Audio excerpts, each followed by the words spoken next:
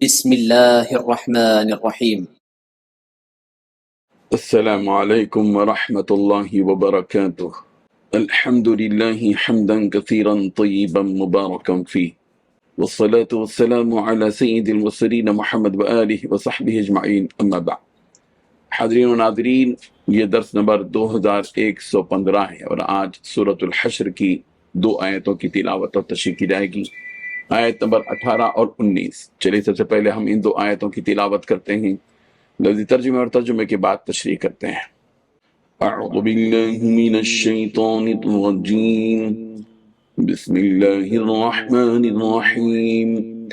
یا ایہا الذین آمنوا اتقوا اللہ ولتنظر نفس ما قدمت لغد واتقوا اللہ ان اللہ خبیر بما تعملون۔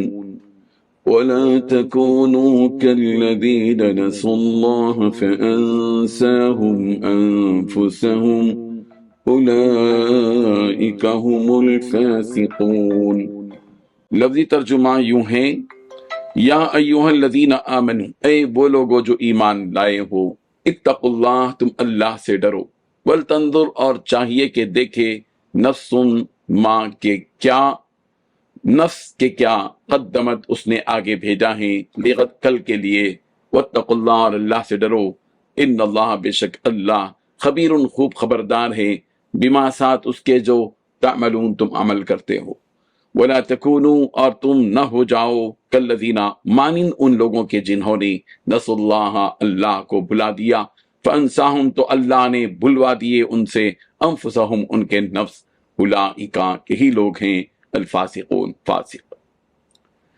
ترجمہ یوں ہے، اے ایمان والو اللہ سے ڈرو اور ہر شخص یہ دیکھے کہ اس نے کل کے لیے کیا آگے بھیجا ہے، اور اللہ سے ڈرو، یقین رکھو کہ جو کچھ تم کرتے ہو اللہ اس سے پوری طرح باخبر ہے، اور تم ان جیسے نہ بنو جو اللہ کو بھول بیٹھے تھے تو اللہ نے انہیں خود اپنے آپ سے غافل کر دیا، وہی لوگ ہیں جو نافرمان ہیں۔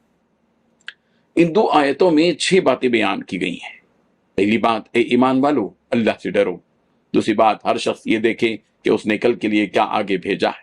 تیسری بات، اللہ سے ڈرو، یقین رکھو کہ جو کچھ تم عمل کرتے ہو اس سے اللہ پوری طرح باخبر ہے۔ چوتھی بات، تم ان جیسے نہ ہو جانا جو اللہ کو بھول بیٹھے تھے تو اللہ نے انہیں خود اپنے آپ سے غافل کر دیا۔ پانچویں بات، وہی لوگ ہیں جو نافرمان ہیں۔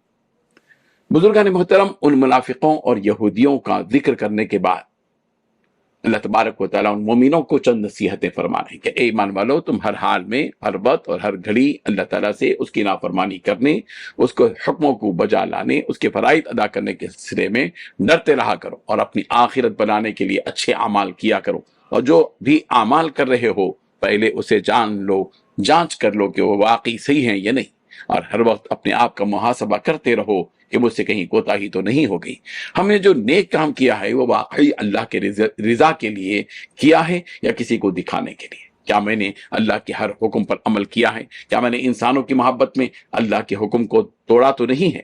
وغیرہ وغیرہ۔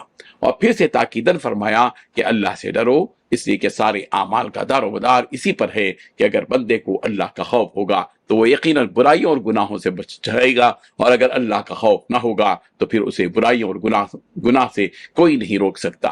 قرآن کریم میں فرمایا گیا واتقوا اللہ لعلکم تفلحون، کہ تم اللہ سے ڈرو شاید کہ تمہارا ڈرنا تمہیں آخرت میں کامیاب کر دے۔ سورہ آل عمران آیت نمبر 200، سورہ بقرہ آیت نمبر 190۔ یہ تنبیہ کرتے ہوئے مومنوں سے کہا جا رہا ہے کہ تم لوگ ان جیسے نہ ہو جانا جنہوں نے اللہ کو بھلا دیا، نہ تو اس کے حکموں کی کوئی پرواہ کی اور نہ ہی اس کے حقوق کا کوئی لحاظ رکھا، لہذا ان کے اس عمل کی وجہ سے اللہ تبارک و تعالیٰ نے بھی انہیں خود اپنے آپ سے غافل کر دیا کہ جب وہ کوئی اللہ کی نافرمانی کا کام کرنے لگے تو انہیں یہ احساس بھی نہیں ہوتا کہ وہ اللہ کی نافرمانی کر رہے ہیں۔ جب وہ کسی گناہ میں مبتلا ہوتے ہیں تو انہیں وہ گناہ ہی نہیں لگتا، اس طرح وہ اپنے ہی برے اعمال میں ڈوبتے چلے جاتے ہیں اور انہیں اس کا پتہ بھی نہیں چلتا۔ ان جیسے لوگوں کے بارے میں اللہ تبارک و تعالیٰ نے فرمایا کہ یہ نافرمان لوگ ہیں۔ سورہ منافقون کی آیت نمبر 9 میں فرمایا گیا کہ اے ایمان والو، تمہیں تمہارے مال و اولاد اللہ کے ذکر سے غافل نہ کر دیں، اور جو کوئی ایسا کرتا ہے وہی نقصان اٹھانے والا ہے۔ انسان مال اور اولاد کی محبت میں ڈوب کر اللہ اور اس کے رسول کے فرمان کو نظر انداز کرنے لگتا ہے۔ اللہ اور اس کے رسول کے حکموں کا اسے کوئی پاس و لحاظ نہیں ہوتا۔ یہ مسلمان کی شان نہیں ہے، بلکہ مسلمان تو وہ ہیں جو اللہ اور اس کے رسول کے حکموں کے آگے اپنا سب کچھ قربان کرنے کے لیے تیار ہو جائے۔ نہ انہیں مال و دولت کی محبت اللہ کے ذکر سے روکتی ہے، اور نہ ہی اس کے احکامات پر عمل کرنے سے۔ ان کے نزدیک اللہ اور اس کے رسول کی محبت ہی دنیا جہاں سے بڑھ کر ہے۔ لا یؤمن احدکم حتی یکون ھواہ تبعا لما جئت بہ، وہ شخص مومن نہیں کہ جس کی خواہش اس چیز کے تابع نہ ہو جسے میں لے کر آیا ہوں۔ ہاں، جب اس کی خواہش اور منشا وہی ہو جائے جو اللہ اور اس کے رسول کی منشا ہو تو وہی کامل مومن کہلائے گا۔